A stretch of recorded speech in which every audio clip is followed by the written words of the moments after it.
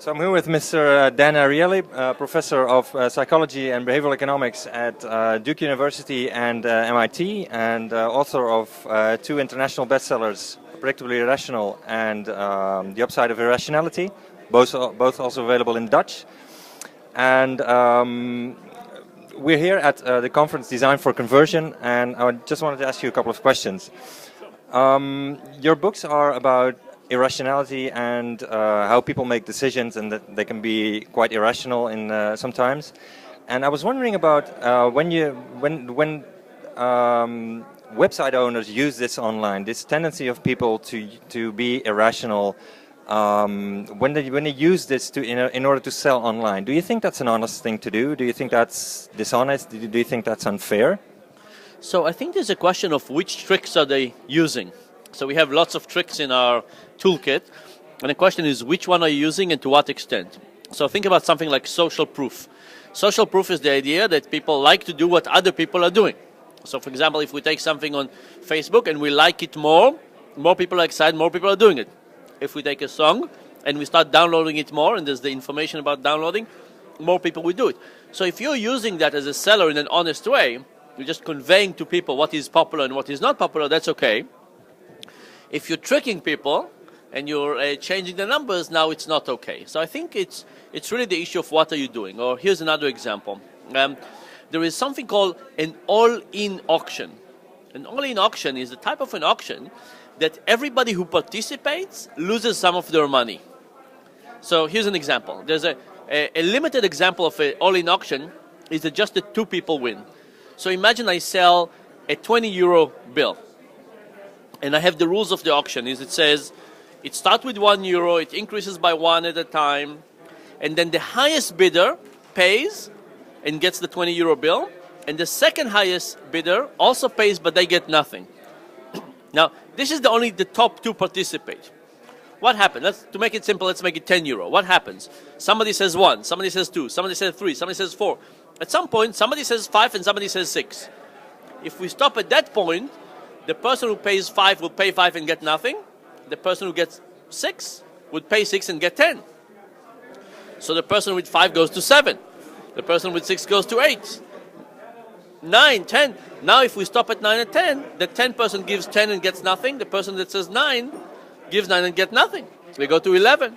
And it continues and it continues. There are websites that do this stuff. That every time you participate in a bid, in an auction, you lose some money. So you see an iPad for an auction, and it's only 50 euros, and it looks like a great deal, and you'll only lose 5 euros if you bid, but so many people lose money that eventually it makes the websites are very profitable. Do you think this is a moral thing to do? This is clearly not a moral thing to do. So I think that every time you abuse people like this, where people don't really understand the rules of the game, they don't understand that they're going to lose, this is incredibly unethical. So I think there's lots of examples of abusing people, which I think are just disgraceful. And there's some examples of using things correctly, in which it's honest and truthful and so on, and that's perfectly fine.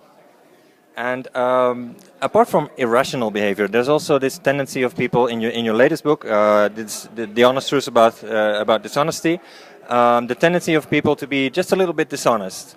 Do you think there's ways that online entrepreneurs or e-commerce companies can use this tendency in their clients in order to sell more online?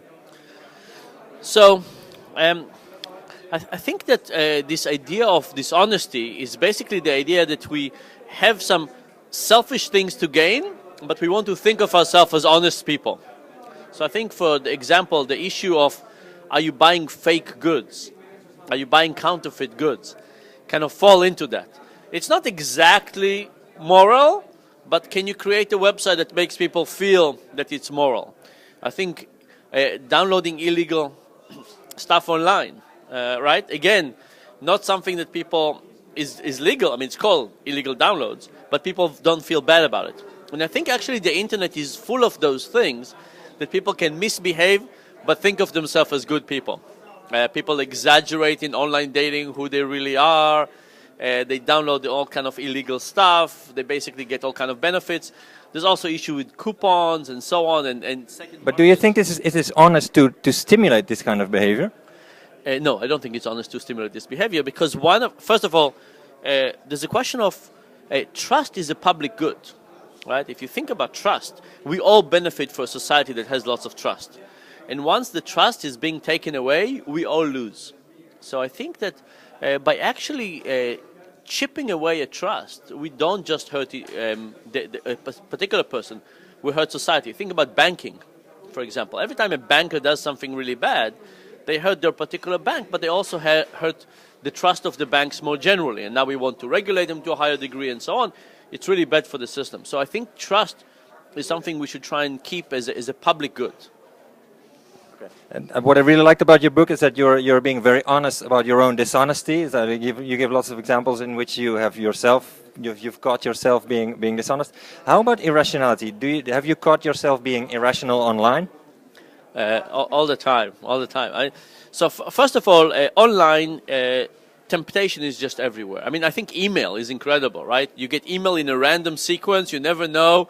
Most time it's not interesting, but I catch myself, reading email in the bathroom and sometimes in my car. I don't want to admit this, but texting and driving is incredibly common. There's the temptation of buying things that you just come out. Waiting for Apple products to come out. I mean, there's just so many ways in which I behave irrationally. But, I often start my research by thinking about my own behavior, think about what I do badly, and then I try to see whether empirically it holds for other people as well. So maybe I should be thankful for my own irrationalities because it gives me a window for research. Thank you very much. My pleasure.